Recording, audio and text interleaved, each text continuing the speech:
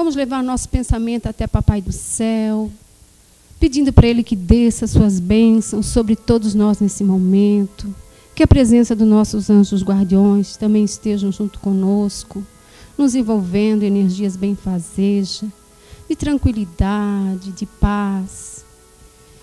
Senhor Deus, agradecidos somos, Senhor, por mais esse dia de vida, pelo nosso pão de cada dia, pelo nosso trabalho, que possamos, Senhor, a cada dia mais perseverar nesse caminho do bem, da paz, que possamos ter força, Senhor, para nos transformar interiormente como criaturas melhores. Obrigado, Senhor, por tudo. Que possamos agora também estar conectados, Senhor, no Teu reino de luz, para podermos prestar atenção na palestra do nosso irmão Alexandre hoje, que vem nos trazer muito conhecimento. Muito obrigado, que assim seja.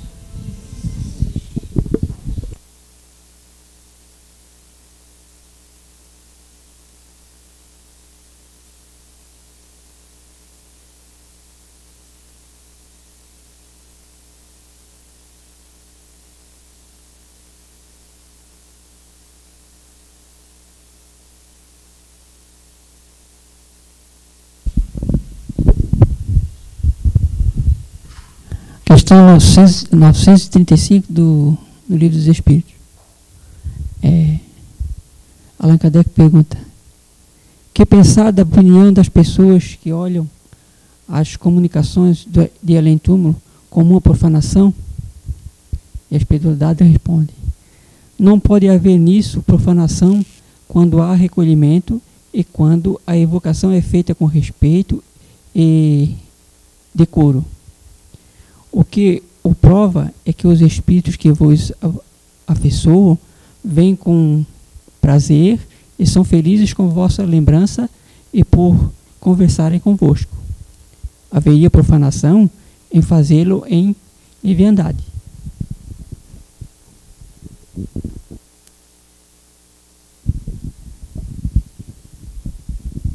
Boa noite.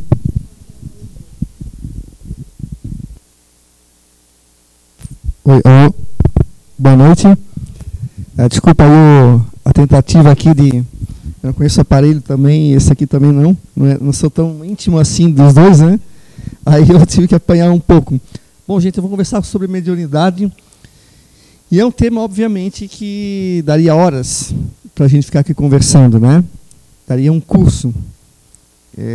Daria para a gente estudar o livro dos Espíritos e logo em seguida estudar o livro dos médiuns, que nós teríamos aí um ano, e seria pouco ainda, para a gente discutir sobre a mediunidade, para a gente ver o que é a mediunidade, como funciona, porque a tendência que nós, né, temos é de que a gente lê, às vezes, e já sabe, não, a leitura é uma coisa, agora você vendo, você discutindo, você vendo outros exemplos, aí já é diferente. A mediunidade, ela tem várias nuances, né? Eu vou aqui rapidamente mostrar para vocês que a psicografia não é uma coisa só.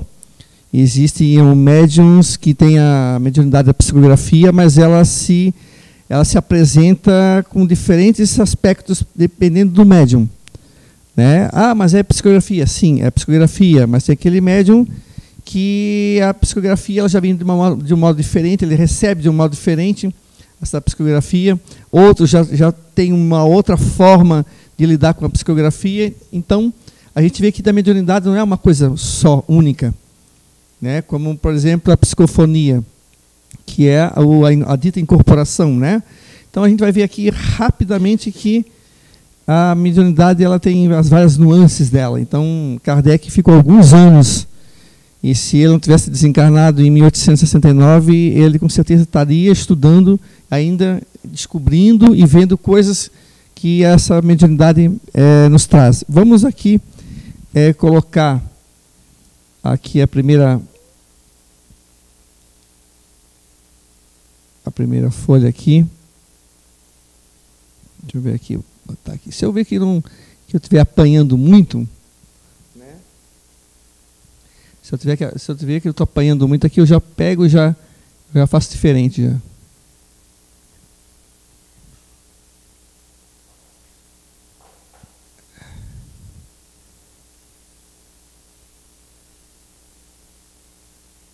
Deixa eu ver aqui. Opa. Bom, o que é mediunidade? Né? Uma das coisas que nos perguntam quando a gente descobre que a gente é espírita ou espiritualista, que conhece um pouco, que a gente já leu alguma coisa, a primeira coisa que as pessoas costumam ter assim, em relação à mediunidade, o saber, ela vem carregado muito de um misticismo muito forte, impregnado do sobrenatural, porque a mediunidade é algo que já vem nos acompanhando desde quando nós estávamos ainda ainda não éramos ainda civilização, éramos grupos nômades, à procura de caça, de comida, né? Não tínhamos moradia fixa, nós nunca fomos das cavernas, a gente só ia para as cavernas quando era para se abrigar de alguma tempestade, né? A gente nunca de fato morou mesmo, algum tempo, depois começaram a nascer aqueles que já foram se fixando em casas, etc. Né? Então a mediunidade já nos acompanha desde aquela época. Então é normal que as pessoas acabam trazendo ainda para hoje, século XXI, um conceito meio distorcido do que é mediunidade. Né? Mas vamos ver o que diz aqui o Dr. Hermínio, né? O mediunidade chama-se mediunidade a faculdade especial do ser humano encarnado, através do qual se produz o fenômeno mediúnico. A mediunidade se apresenta sob muitas maneiras, em diferentes pessoas ou de várias maneiras na mesma pessoa. Tá? Então, ela é uma faculdade especial, ou seja, é uma faculdade que está conosco. Né? E aí as pessoas perguntam, tá, mas se nós temos essa faculdade, que é uma coisa biológica, uma coisa que já está conosco, então quer dizer que somos todos médiuns? Né? Porque eu já ouvi essa pergunta várias vezes, assim, né? Tá, mas todo mundo tem mediunidade? Né? Será que, o que vocês acham? Todos nós somos médiuns? Ou não? Alguém arrisca um palpite? Somos todos médiuns ou não? Somos? Então vamos ver aqui se realmente nós somos aqui, de fato somos médiuns ou não. Opa!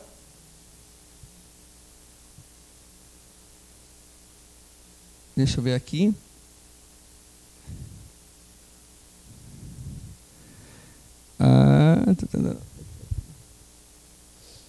Agora eu vou mostrar para vocês que essa pergunta aí é uma pergunta que já me fizeram várias vezes e as pessoas às vezes não sabem responder, porque fica daquela coisa, mas será que realmente eu sou médium ou não sou médium, né? Opa, estou apanhando aqui. Vem para cá.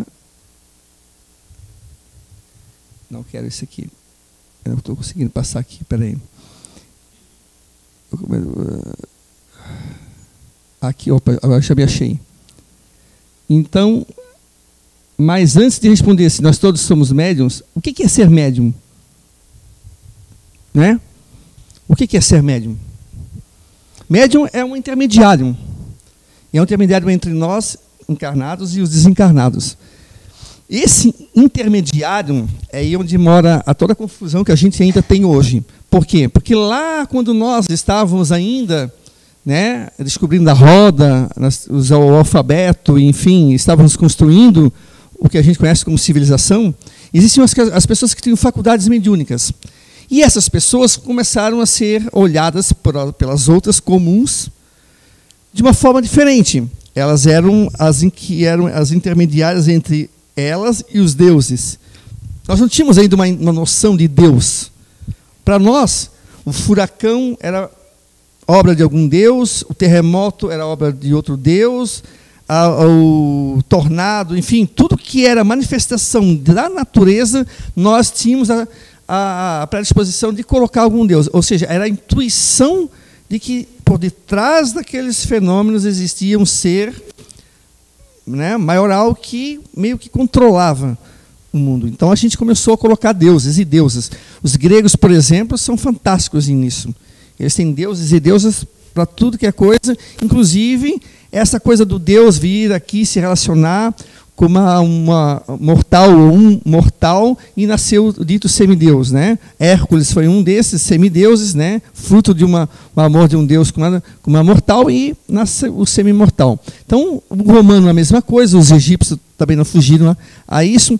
Ou seja, nós começamos a colocar um olhar, colocar essas pessoas num pedestal e de admiração. Então, aí as pitonisas, os sacerdotes, enfim, outras nomenclaturas que eles foram criando para as pessoas que tinham essa faculdade de estar se comunicando. Mas esse se comunicando, nada mais, nada menos, era o que a gente conhece hoje como mediunidade. Mas naquela época, quem é que ia ter ideia de que era mediunidade? Era uma faculdade da pessoa, a pessoa, então, portanto, era uma pessoa especial.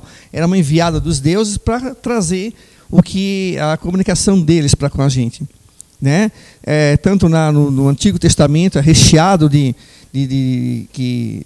pessoas médiuns que tinham o nome de profetas, e em outros povos eles tinham nomes diferentes, pitonisas, sacerdotes, enfim, os celtas tinham os druidas, enfim, essas pessoas começaram a ser especiais, e nisso nós fomos avançando na civilização. E isso foi se criando cada vez mais no senso comum, na nossa cultura, né, do povo, foi se enraizando que eram pessoas que eram dotadas de poderes extraordinários, sobrenaturais. Na Idade Média foi um tanto que abafado, né, mas a Igreja Católica também é recheada de fatos de padres e freiras com essas mediunidades, só que a coisa era abafada porque era uma coisa que começou a se colocar como coisa do demônio, do diabo, enfim, né? Começou a se colocar no campo do quê? Do medo, do sobrenatural. Algo que não era assim visto com bons olhos. Antes eram admirados, consultados por reis, rainhas, por generais antes de ir para a batalha. Tanto é que no Antigo Testamento tem inclusive várias histórias, né, de reis consultando os videntes ali, os profetas, mas chegou um certo momento que a gente, se parou. Por quê? Porque a mediunidade não era algo que se possa controlar. Não é algo controlado por, eu sou rei, agora os dois são médiuns, eu quero que eles falem aquilo que eu quero escutar ou aquilo que eu acho que é. Não. A mediunidade nada menos que, né, que esse meio de campo. O médium não tinha o que fazer. Ele era, de repente, os dois eram médiuns inconscientes, e aí, né, entrava em transe, entrava o espírito, e às vezes falava aquilo que o rei não queria ouvir. E aí se começou a colocar como algo perigoso. Por quê? Porque eu tenho que ouvir aquilo que eu quero, ou eu acho que tem que ser. Então, assim, começou a colocar na proibição. Obviamente, digamos assim, os escritos, né, do hebraico, os primeiros escritos lá de trás, depois de que Cristo desencarnou, né, que Cristo voltou para o mundo espiritual, começou a se ter algumas adulterações. A gente sabe que algumas palavras sair do hebraico, ir para o grego, do grego ir para o alemão, ou para o inglês, ou ir para o francês, da época, houve sim uma diferença de palavras, de conceitos, que aí se foi se mudando aos poucos ao que a gente conhece hoje na Bíblia, o português principalmente. Se você pega uma Bíblia alemã antiga e pega a nossa tradução aqui, brasileira, você vai ver que tem coisas diferentes. Uma palavra pode mudar toda uma frase, né? Então, obviamente que a mediunidade na Idade Média não era interessante para o homem, nem para a igreja. As igrejas, claro que daí, como a igreja, na época, a Igreja Católica era uma igreja forte no sentido de não só de poder aquisitivo, de dinheiro, mas de influência em alguns reis e rainhas. Então, tinha na corte ali os bispos que tinham livre acesso, e eles, sim, eram ouvidos pelo rei, e ali, às vezes, saía determinada lei ou determinada, digamos assim, atitude que podia modificar todo um reino, toda uma conjuntura na época. E, obviamente, não foi interessante para eles. Então, os médiuns começaram a ser colocados como o quê? Feiticeiros, bruxas, bruxos, né? Às vezes as pessoas tinham vidência, eram catalogados como servos do demônio. criou-se muito forte na época a imagem do demônio para colocar medo. Hoje ainda tem ainda. A gente encontra muita gente, né? Falar de Satanás, demônio, uma coisa assim que, Deus me livre, né? Meu Deus, né? É uma coisa assim que é uma coisa absurda. Não se fala, Deus me livre, não fala essa coisa aqui, né? Mas a gente sabe que o demônio, demônios e Satanás, etc., são figuras criadas pela igreja. Existem espíritos que ainda não estão evoluídos o suficiente para perceber que a vivência no mal, né, na crueldade, etc., tal, coloca eles numa condição, né, de sofrimento. Existem espíritos bons e espíritos ruins. Isso é um fato, é citado, inclusive, no livro dos Espíritos. Mas não existe um demônio. Então, a gente não tem problema nenhum falar neles, porque não existem. Né? A gente mesmo fala, esse menino parece um diabo. A gente não quer dizer que ele tem um diabo, um chifre e né, o rabinho ali. É o diabo no sentido que ele é um capeta, assim, no sentido que ele é perverso, ele faz maldade, ele apronta. A gente é cansado de falar isso. Então, não necessariamente tem um ser. Então, o ser médio é isso, é o intermediário que fica no meio, né, entre duas posições. Foi Allan Kardec que propôs a utilização da palavra. Então, portanto, seria uma pessoa que pode servir de intermediário, nada mais. O Chico passou a sua vida dizendo que ele era um cisco, ele não era nada. Ser médium não era nada. Ele tinha, sim, um compromisso com a espiritualidade, com a mediunidade dele, tanto é que ele levou a sério até o final da vida dele, né? Vocês vão ver depois ali, mas não era nada demais. Não era como aqui antigamente, que a pitonisa, o sacerdote, que era reverenciado, que tinha toda uma pompa, tinha um tapete vermelho. Não é nada disso. É apenas um intermediário. Como Chico dizia, ele era o carteiro. Carteiro entre eles e nós. Eles que somos também nós encarnados e desencarnados. Nada mais. Né? Então a gente vai ver que não tem nada demais. Mas isso não significa que o compromisso de ser médium é algo sério. Nada demais no sentido de que não há, a gente não há um status. Né? Tanto é que se a gente quer ser inimigo do médium, basta ficar bajulando ele. Porque tem médiuns que já caíram, vários, inclusive nos livros de André Luiz, tem alguns livros ali nos domínios da mediunidade, que ele deixa bem claro que muitos médiuns retornam para o mundo espiritual fracassados nas suas missões. Por quê? Se deixaram levar pelo dinheiro, começaram a cobrar, ou o ego inflado.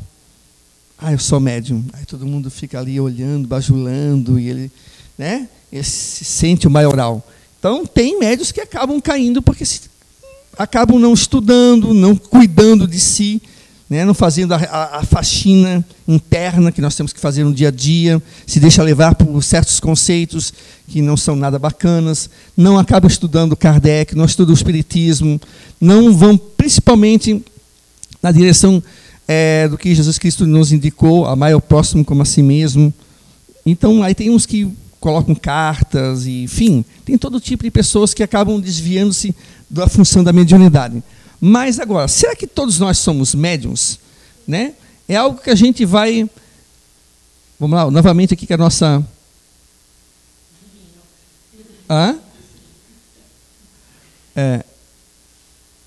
Aqui. Agora eu já estou mais preparado aqui agora. Ok. Somos todos médiuns? A grosso modo, eu vou dizer que sim. Somos todos médiuns. Todos nós temos a mediunidade. Só que vamos botar a mediunidade de 1 a 10. A maioria de nós tem 1, 1,5, alguns 0,5.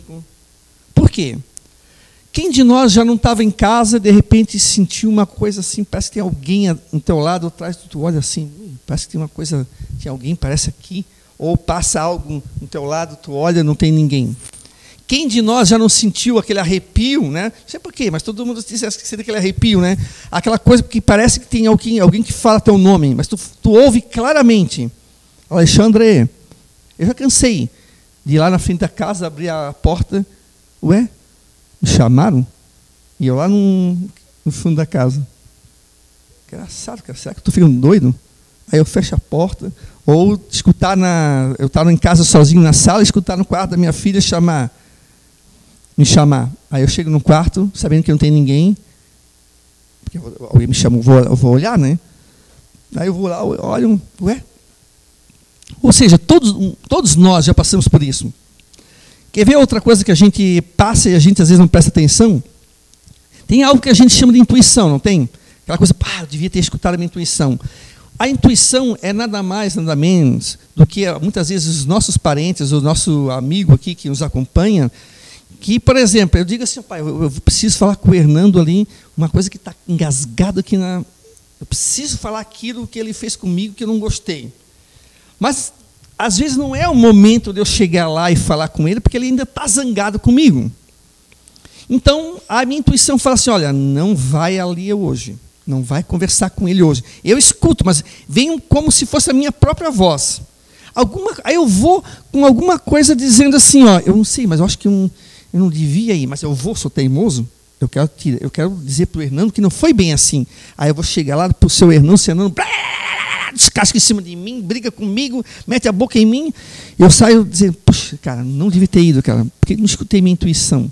Tá o tempo todo dizendo, não vai falar com o Hernando, porque o Hernando vai meter a boca em ti. E eu fui de teimoso. Isso, o que foi? Às vezes, para evitar um mal maior, a espiritualidade que está ali comigo, às vezes algum parente meu, até mesmo a gente chama de anjo da guarda, né? Mas o nosso amigo espiritual que está ali, às vezes ele fala. E aí a gente ouve aquilo como fosse a nossa própria voz e a gente acaba, muitas vezes, não prestando atenção. Isso, gente, se você começar a reparar, é quase que diariamente ou semanalmente. É quase sempre, a gente tem a intuição. Claro que tem um pouco a gente também, mas quando a gente precisa de uma ajuda, que a gente está meio indeciso, tal, se faz ou não faz, às vezes vem uma voz dizendo, não faça. Claro que às vezes vem dizendo assim, faça, só para você cair. Mas aí nós vamos ver depois na questão da moral. A nossa moral nos leva muitas vezes a ter certas companhias nada boas, né? Então, portanto, nós temos essa mediunidade, que eu vou botar aqui só para ilustrar, de 1 a 10, tem pessoas que têm 1, nós, a maioria aqui, 1,5, um sente mais, um sente menos, mas tem aqueles que têm 7, 9, 10, 15, 20... Ou seja, a mediunidade é tão elevada, no sentido, é tão forte, que aí faz fenômenos, luzes se acenderem e apagar, objetos saírem de um lugar para o outro, cadeiras se mexer, onde deu origem às casas mal assombradas. Mal assombradas por quê? Porque na época achavam que eram coisas do demônio, então eram mal. Aí vem da tradução, né? Assombrada porque era assombrado por algo que era mal, segundo a crença da época. Então, casa mal assombrada, não. Tem casas que são bem assombradas, muito bem assombradas. Então, eles começaram a ver que tinha alguma coisa ali, né? Então, acharam que era coisa do demônio. Então, tem esses médiuns que conseguem fazer isso. Eles conseguem mexer com certas coisas, às vezes nem sabem que são eles. Tem pessoas que têm mediunidade, mas tem muita gente na rua, gente, nos bares, ou nas casas, ou nos clubes, jogando bola, que tem mediunidade que não sabem. Vê as coisas e não percebe. Nem se toca que está vendo espírito, porque no espírito a gente acha que eles são tudo meio esfumaçado. Mas não, eu morava com um amigo meu na época da universidade, a gente tinha tipo uma república, né? A gente morava aqui em 2 ou 3 ou 4 pessoas, às vezes saía, mas eu e ele sempre morando juntos. A gente era bem amigo, e ele tinha mediunidade que ele dizia às vezes para mim que eu já era espírita na época, ele não sabia quando era espírito. Ele só percebia que era espírito, né? Por exemplo, assim, uma vez a gente estava na universidade, a gente tinha um lugarzinho que a gente ficava perto de umas pedras lá em Florianópolis, e a gente ficava sentado ali conversando depois do almoço, e tinha um caminhozinho que vinha do campus da agronomia, da UFSC, e passava pelo nosso campus e saía para a rua, assim. Era um atalho que o pessoal pegava, né? E a gente sentado ali, era comum a gente ver os meninos da agronomia passando por ali. né, para não ter que dar uma volta muito grande. Aí ele disse que ele estava ali junto com a gente, e conversando, a gente rindo, aquela coisa toda, aí ele viu um rapaz passando, caminhando, olhou para ele, fez assim com a cabeça, cumprimentou com a cabeça, ele cumprimentou também, continuou conversando, mas assim, tipo, o rapaz foi, ele estava, digamos assim, como eu estou aqui para vocês, o rapaz passando, ele cumprimentou e ele continuou conversando e o rapaz foi indo. E quando ele olhou novamente para o rapaz estava atravessando uma árvore. Aí ele percebeu que era um espírito. E a outra vez foi no ponto de ônibus, não sei se eu já contei para vocês, né, que ali na Madre Benvenuta, em Florianópolis, no nosso campus, é uma rua que tem mais ou menos, sem mentira nenhuma, quase 1 quilômetro e reta, e o ponto de ônibus atrás, a Celesc, e não tem como você sair do ponto de ônibus e ir para um lugar, a não ser uns 200 metros em linha reta, aqui mais uns 250 metros, digamos assim, em linha reta também. Não, ou seja, não tem como você sair do ponto e sumir do nada. E ele, uma pessoa ali, esperando o ônibus, a pessoa estava parada, um rapaz, e ele ali, esperando o ônibus, quando ele olha para ver se o ônibus vinha, e olha de volta, cadê o cara? E para ele disse, ele via, ou vê ainda, né, como se a gente está se olhando agora. Ele não percebe. Outros, por exemplo, só conseguem perceber olhando para os pés. Muitas vezes se está sem pés é porque é espírito. A minha irmã, às vezes, também tem mediunidade, às vezes ela dizia, uma vez eu vi um rapaz, quando eu fui perceber que era um espírito, eu olhei para ele assim, um todo, e eu vi que do joelho para baixo ele estava flutuando. Aí eu percebi que era um espírito, senão não percebia. Uma vez ela disse que uma freira passou por ela viu ela inteira, não viu sem pés, viu com pés e tudo. Mas é uma freira, ela trabalha em Florianópolis, no hospital, e ela disse, meu Deus, mas uma freira? Mas o que a freira está fazendo aqui, será, essa hora da noite? Porque ela faz plantão, né? Ela trabalha no turno da noite. O que uma freira está fazendo aqui? Aí pergunta daqui, pergunta ali, não tem freira nenhuma. Não entrou freira nenhuma aqui. Né? Assim como ela já viu o médico vendo a ficha do paciente, aí ela ficou no balcão, aí a enfermeira ali, outra enfermeira aqui com ela, e ela olhou para aquele médico e disse, mas eu não conheço esse médico. Esse médico, geralmente se conhecem, né? Os médicos. Aí daqui a pouco ela perguntou assim, quem é aquele médico que estava aqui? Aquele moreninho assim? Não, que médico? Está ficando doida? Não tem médico nenhum. Não tinha médico. Não, mas estava contigo aqui, eu estava junto. Não tem médico, está ficando louca. Né? Então, assim, ou seja, tem vezes que percebe e nem vê. Nem percebe que é. Então, muitos estão aí jogando bola, em bar, em casa, né? Dando a sua vida normalmente e não percebe que são médiums. Às vezes acontece algumas coisas de sumir e, assim, acaba não se atendo a isso. Mas, como o Chico dizia, tem muitos médiuns por aí. Né? Então, todos nós somos médiuns. Né? Toda pessoa, num grau qualquer, olha o que Kardec fala. Toda pessoa como que, num grau qualquer, experimente a influência dos espíritos por esse simples fato, médium. Essa faculdade é inerente ao homem e, por consequente, não constitui privilégio exclusivo, donde se segue que poucos são os que não possuem um rudimento de tal faculdade.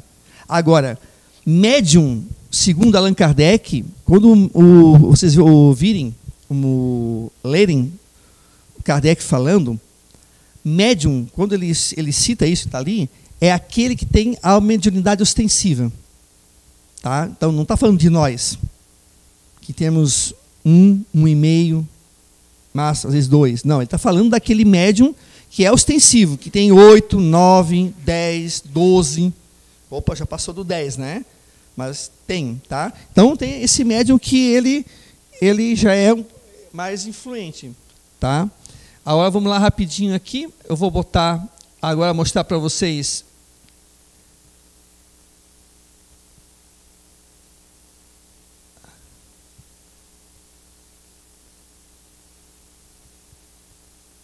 Essa pessoa aqui, aqui, Mirabelle. Mirabelle era um médium no início do século XX. Esse homem aqui, ele é aqueles que ultrapassam os 10. É aqueles que estão no 15, 16. A ostensividade da mediunidade dele era muito forte. Tanto é que ele era subgerente de uma loja de calçado, bem novinho, né, com 21 anos de idade, em São Paulo. Ele é filho de imigrantes italianos, o pai dele era protestante, ele é pastor protestante, e ele não sabia que tinha mediunidade. E ele começou a perceber que na loja as caixas de sapatos saíam voando, de um lado para o outro. E isso o pessoal começou a se apavorar. Aí veio o jornal, aí fizeram aquela coisa sensacionalista toda, não sei o quê.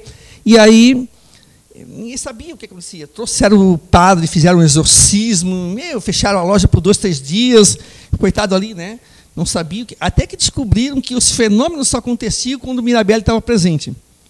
Aí, rua. Aí, como ele era uma pessoa muito boa em relação a calçado, né? Tem tudo a ver com o São João, né? Ele é uma pessoa que entendia muito de calçado e tal. Ele foi contratado por uma outra loja, uma loja grande, e dali eles acabaram internando ele num hospício. Chegou lá no hospício, o pessoal ali, né, da ala psiquiatra, os psiquiatras, viram que não tinha nenhum problema. Deram alta para ele. E aí ele começou a se descobrir com mediunidade. Só que a mediunidade do Mirabelli, gente, é uma mediunidade assim, fora de série. Além dos efeitos físicos que ele produzia, que eram objetos que sumiam, apareciam, eram transportes, que estamos aqui, de repente começa a cair objeto aqui nos nossos pés, né? Eram objetos tanto de joias, de flores, de plantas, de pedras, de pedaço de pau, tudo que vocês possam imaginar, às vezes apareciam, eram materializações também. Tá? Mirabelli é um daqueles médiuns que produziam materializações à luz do dia. A gente, para quem conhece a mediunidade, está mais acostumado a ver a materialização em tudo fechado, praticamente sem nenhum tipo de luz, porque essa luz aqui, ela interfere no ectoplasma do médium. Ela fere, então, por isso que eles cortam essa luz aqui. E ele conseguia produzir a materialização à luz do dia. Só que, claro que, gente, isso dava uma canseira, dava ele depois de cada materialização que ele produzia, né, que ele era portador, ele saía como se tivesse corrido uma maratona.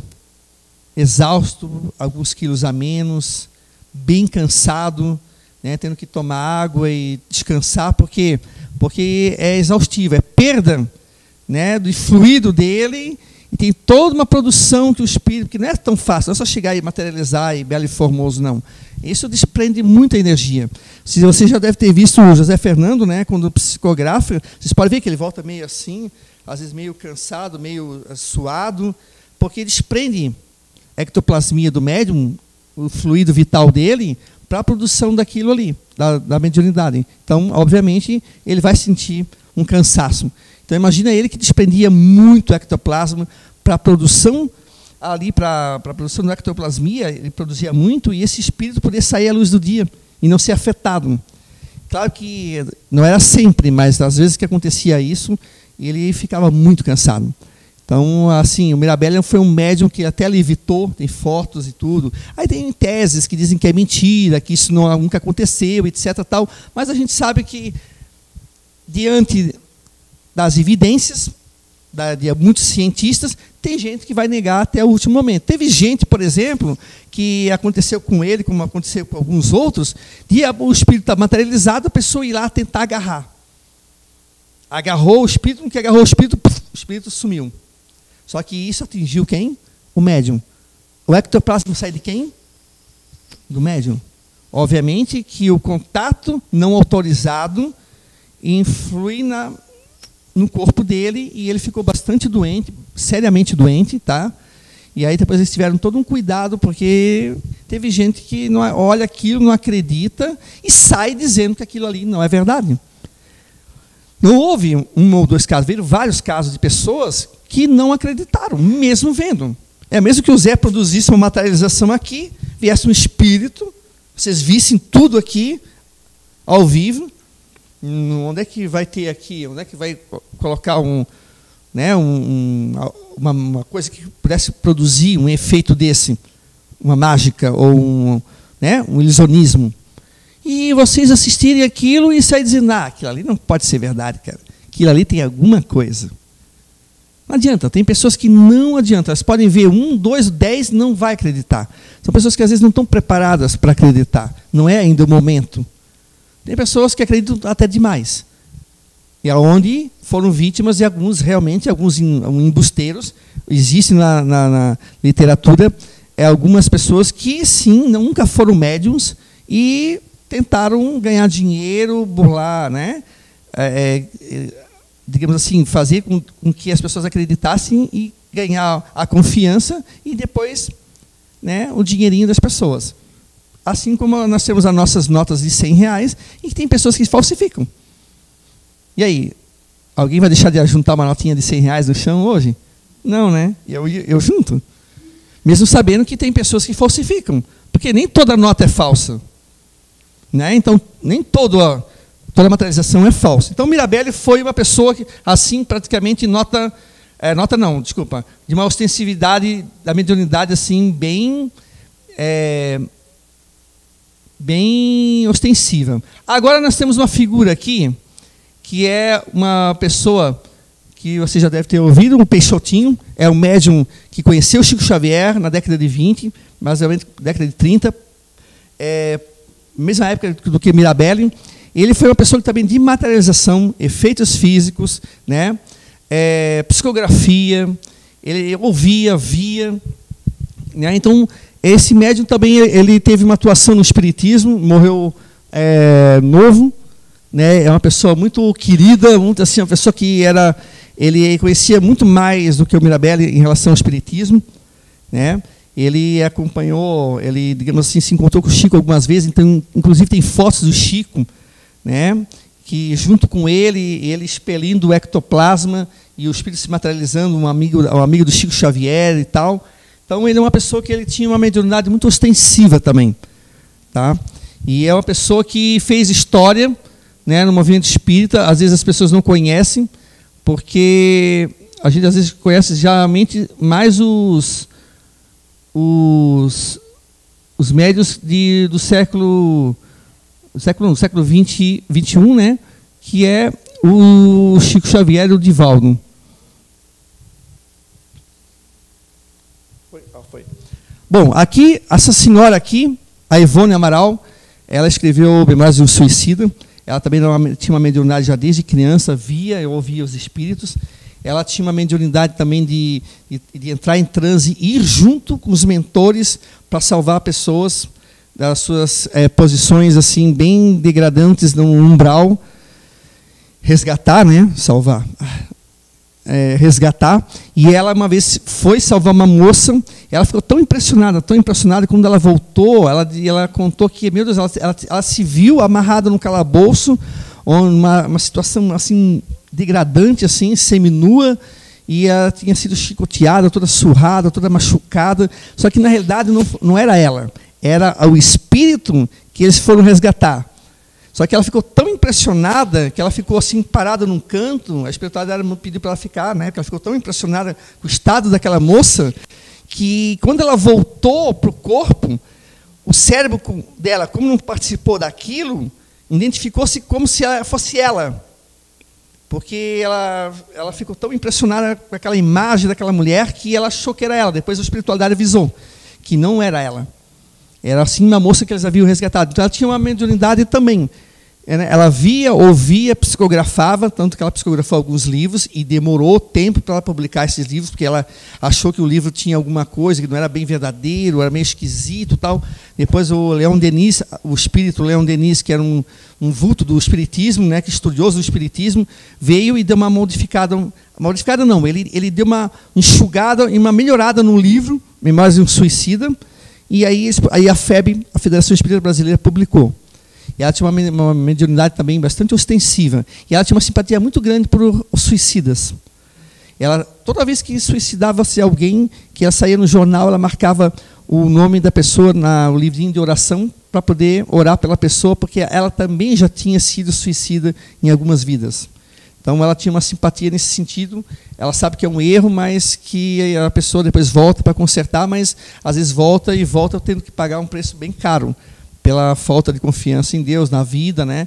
E etc. Tal. Então ela tinha um carinho muito grande pelos irmãos. E Chico Xavier, bom, Chico Xavier não precisa nem apresentar, né?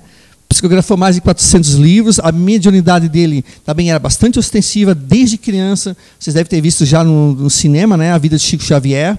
Ele tanto via, ouvia e psicografava. A psicografia veio depois dos 18, 20 anos, se eu não me engano, quando ele escreveu, ele psicografou pela primeira vez. E ele também fazia materialização. Só que Emmanuel chamou a atenção dele que ele não veio para isso. Ele veio para psicografar, para escrever livros.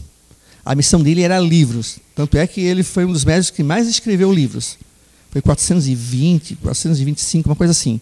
Então ele tinha uma missão. Vocês podem ver que ele, cada um deles aqui que eu falei tem a mediunidade às vezes parecida, mas um ou outro tinha uma tendência para tal mediunidade e outra para outras, né? Mas o Chico, por exemplo, era psicografia. Teve uma vida bastante movimentada, né? Porque imagina o pessoal todo, né, em torno dele, querendo botar a mão nele, né? Opa. Deixa eu botar aqui. E assim, gente, como eu falei para vocês, mediunidade é algo que, se você quer ser amigo do médium, você não deve bajular. O Chico sempre dizia que ele fugia desses elogios, dessa coisa assim, sabe? Essa coisa de ficar elogiando, porque sobe no ego, aí, já viu, né? Aí a pessoa acaba... Aqui agora, Divaldo Pereira Franco. Bom, Divaldo também tem toda ele já contou, inclusive, no YouTube. É muito engraçado ver a história dele desde criança, a descoberta da mediunidade. A mãe era católica na época, né? E aí o irmão dele morre, e aí o irmão dele acaba se encostando nele, né? Ficando próximo dele. Ele fica sem andar durante alguns meses. Aí vem uma médium e disse, não, ele não tem nada. Aí ele ficou brabo ainda, disse, como que eu não tenho nada? Eu estou 6 meses sem andar, como que eu não tenho nada? E já com medo que a mãe fosse dar uma surra nele, porque a mãe tinha uma coisa chamada psicóloga, que era o chinelo, né? Tamanho 32 ali para dar nele, né? Então a psicóloga da mãe já ia entrar em ação. E ele, nada mais, nada menos que tinha com o irmão que tinha desencarnado, que se colocou próximo dele e influenciava justamente no cérebro dele aqui, justamente a parte do cérebro que coordena a movimentação aqui das pernas e dos pés. Então ele ficou parado 6 meses, mas aí depois ele foi para um centro espírita, e ele disse que ele levou o rosário, porque caso aparecesse o demônio, ele ia mostrar para o demônio o rosário, né? Porque naquela época ir no centro espírita, ser espírita é coisa do demônio. Ainda hoje está mais fraco, mas ainda tem. E ele conta a história, é muito engraçado. Procura a história de vida do Divaldo no YouTube, gente, vocês vão rir um monte. Ele tem um modo de falar engraçado, assim, contando a história da vida dele. E ele também, via, ouvia e psicografava. Ele não, eu não lembro eu não conheço se ele era de materialização, eu acho que não. Mas ele tinha a vidência e a audiência muito forte, e a psicografia também, né? E ele era uma pessoa que também fez a Mansão do Caminho, né? Ou seja, é uma coisa que tem gente que fala assim, mas ele não fez quase nada. Fez. A Mansão do Caminho, gente, era algo assim que praticamente, deixa eu ver aqui, só eu consigo botar isso aqui, deixa eu ver, para a gente finalizar aqui. Deixa eu ver se eu consigo abrir aqui. A Mansão do Caminho é uma instituição que, meu Deus, ajudou muita criança. Criança órfã, criança... Não vou conseguir aqui, seria a foto do Zé. Mas a Mansão do Caminho, para quem vê, tem também no YouTube um vídeo que mostra as assistências sociais que tem ali, médico, tem creche, ajudou milhares de crianças, famílias assim desesperadas, quase que a fome, né? O Divaldo teve uma vida assim voltada para esse lado também, que é o lado da caridade. E aí a foto do Zé, que eu não vou conseguir abrir, que aqui está fora daquele arquivo que estava abrindo, mas o José Fernando é um médico que está aqui, né? Do CEAM, tanto da CEIU, está próximo de nós, tem uma mediunidade também, ele ouve um pouco, também ele vê às vezes, não é sempre, mas ele tem a psicografia muito forte, né? Inclusive, ele escreveu já em outras línguas. Ele, inclusive, assinou em indiano. E o nome do Dr. Banerjee, que é um cientista que estudou a reencarnação no Fórum Blue, ele assinou o nome em hindi, uma coisa que não é fácil de fazer. Escreveu em francês, coisa que o Zé não domina, a língua francesa. Né? Eles leram tudo certinho ali, tá tudo ok. Então, o Zé tem a mediunidade também, né? Que é o mais forte dele é a psicografia. Né? Mas ele ouve também, vê às vezes. E eu, por exemplo, eu já vi o Zé pequenininho assim, ó. Porque tem médios que conseguem a transfiguração. Ou seja, tem médios que é pequenininho assim, que já tem gente que eu não vi, mas tem gente que já viu o Zé grande já na sala de tratamento. Depende do espírito que está ali, ele está assim grande. Eu vi uma vez ele no meu lado assim, ó, ali veio nós estávamos na sala de passe, finalizando, nós estávamos começando a fluidificar as águas, e ele, daqui a pouco, ele ficou pequenininho. Aí veio um espírito de uma mulher e falou com nós. Mas estava assim, ó, pequenininho. Né? Então, tem médios que tem isso. Tem essa questão da transfiguração. Tem médios que se deslocam, por exemplo, para encerrar aqui, ó, que eu não coloquei, porque o tempo é curto, Eurípides Barçanufo. Lá em 1910, 1912, Eurípides, gente, estava dando aula na escola Allan Kardec, a primeira escola espírita. Os alunos, assim, fazem quando vocês são meus alunos, eu sou Eurípides. Aí, daqui a pouco, eu estou dando aqui, né? Dando aqui a minha aula, assim, aí, daqui a pouco ele diz assim, ó, só um momentinho, gente, eu vou ter que fazer, urgentemente, vou ter que fazer um parto, e eu já venho, tá? Ele se sentava, entrava em transe, os alunos já estavam acostumados, ele saía, ia lá na casa onde estavam precisando dele, se materializava lá, o perispírito dele se materializava, fazia o parto e voltava. Aí ele voltava dizendo, eu fiz o parto da Mariazinha, assim, assim, assim, assado, nasceu uma menina. Daqui a pouco chegava o marido afobado, naquela época não era tão comum ter carro, né? O carro era pouco, vinha a cavalo e, pelo amor de Deus, Eurípides, vão lá, minha mulher tá para ganhar neném, não consegue parir normalmente, né? O neném está trancado, está assim, não está assado. Não, mas eu já fiz o parto da sua esposa. Não, mas como? Eu cheguei agora, saí de lá agora. Aí teve uma vez que ele teve que ir, aí a esposa olhou assim, o senhor de volta aqui? Aí o marido todo assim, mas como de volta? Eu acabei de buscar o homem de lá da cidade para cá. Como está de volta? Ele já tinha ido lá, feito o parto da mulher e voltaram. Teve uma vez que ele amputou o braço de um cara também. Quando chegaram lá, ele disse assim, pode voltar que eu já fiz a cirurgia. Então, olha a mediunidade do homem. Né? Então, assim, todo médium é igual? Não. Dependendo da mediunidade, pode até ter a mesma mediunidade, psicografia, mas tem aqueles que escrevem consciente, tem aqueles que escrevem semi-inconsciente, vê que está escrevendo, mas não consegue pensar no que está escrevendo, e aquele como o Zé, que é totalmente inconsciente. Se apaga, como o Chico também, o Divaldo também, e escreve. Então, a mediunidade, gente, ela não é nada sobrenatural, não é nada extraordinário. Ela é uma faculdade, né, normal, isso que alguns têm mais ostensivos e alguns têm menos ostensivos.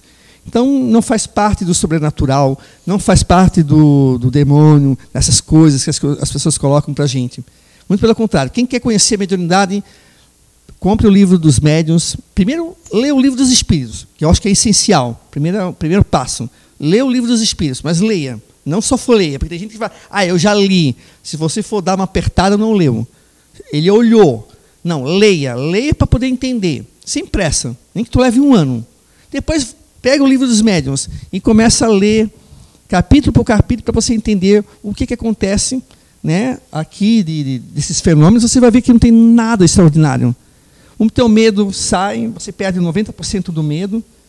Você começa a entender o porquê que as coisas acontecem de uma forma, não de outra.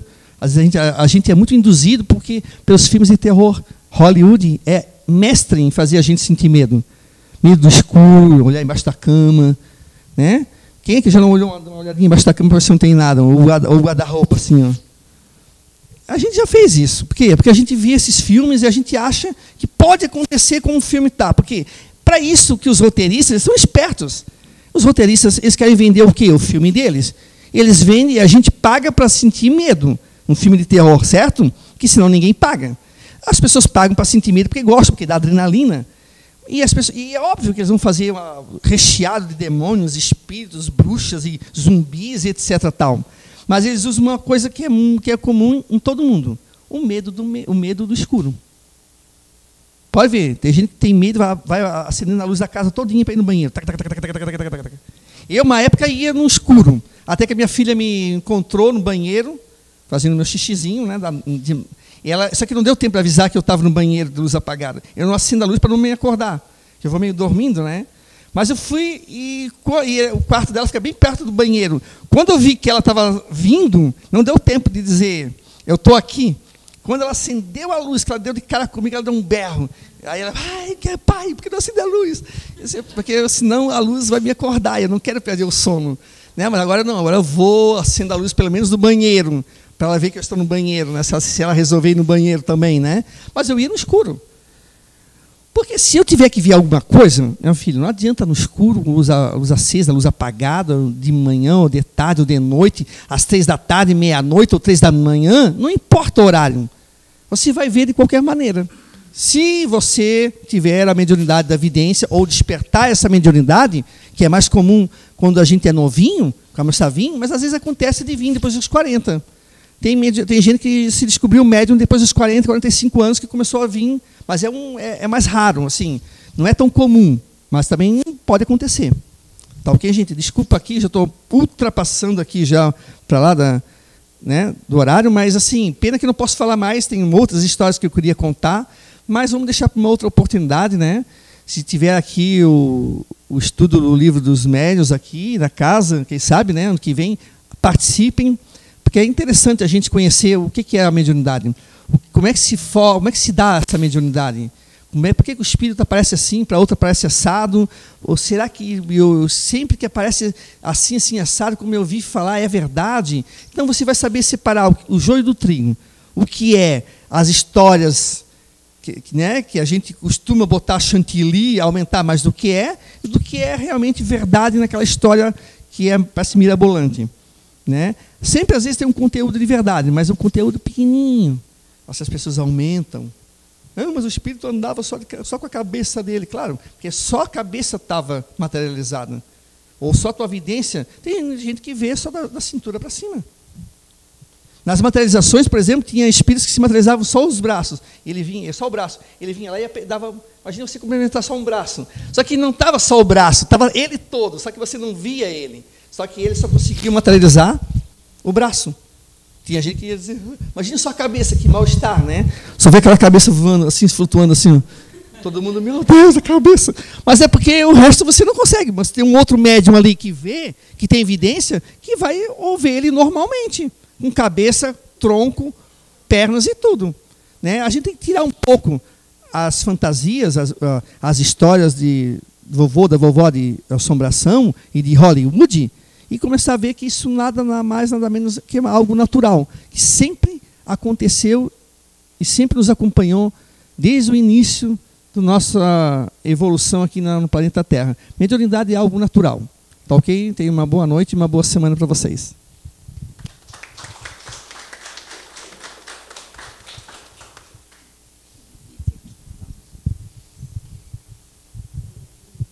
Então, gente,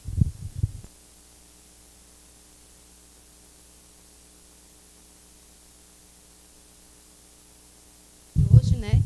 Espero que o ano que vem a gente tenha... Hoje nada funciona. Espero que o ano que vem a gente possa ter a presença dele para dar um curso para a gente, que é muito legal, né? Vamos ver, estão torcendo, né, para a gente aprender mais, né? A gente vê a palestra, é legal tudo, só que assim é bom a gente estar sempre tendo mais conhecimento, né? Então tá. Então vamos pedir para o Alexandre fazer a nossa oração final hoje, né, para terminar a nossa palestra de hoje. Vamos lá, vamos fechar nossos olhos, né? Elevando o nosso pensamento a Deus e pedindo daí aqui a Ele que nos abençoe aos nossos amigos, nossos parentes aqui presentes, que estão no mundo espiritual, e que possamos também pedir a Ele que dê a sua bênção àqueles nossos amigos, nossos parentes, que estão no hospital ou com alguma doença, ou algum problema emocional, financeiro, que dê forças para continuar batalhando, vencendo a dificuldade, sabendo que depois da tempestade sempre há o sol. E para todos aqueles que também não são desconhecidos, que estão pela vida sozinhas, em solidão, muitas vezes nas prisões, ou nas drogas, nas bebidas, que possam os Espíritos ajudar a procurar um caminho melhor para eles, que eles possam se ajudar, percebendo-se e percebendo o caminho a percorrer para a sua renovação. Obrigado, Papai do Céu, por hoje, e que essa nossa semana seja uma semana abençoada. Que assim seja.